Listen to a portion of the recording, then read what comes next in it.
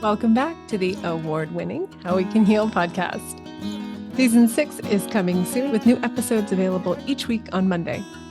This season, we have some powerhouse healers, teachers, athletes, researchers, and even actors on to share their perspectives on how we can bring more healing to ourselves and the world around us. We'll dive into big concepts like liberation psychology and tyranny and reflect on powerful choices, be they a small moment of courage or the decision to take a year-long meditation retreat. In Season 5, we started with Dr. Frank Corrigan sharing how we can heal shock through deep brain reorienting, and we wrapped with Dr. David Spiegel sharing insights on hypnosis, trauma, and dissociation.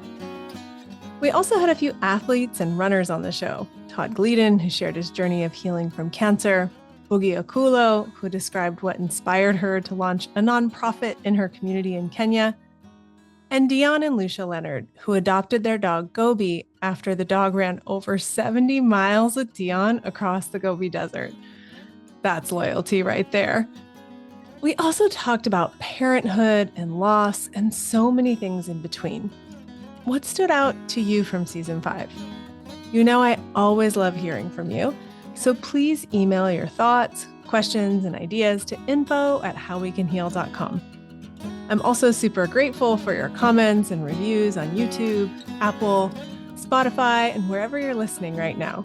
Please keep sharing the show with your friends. This season, we're kicking off with the one and only Dr. Judith Herman, followed by Dr. Thema Bryant. We'll get to talk about healing on an individual and collective level, and learn from yoga and meditation teachers like Cara and Melanie Salvatore-August as well.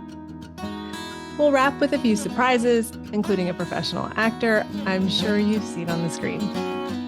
Tell me, what type of healing are you seeking the most right now? And what are you excited about for Season 6?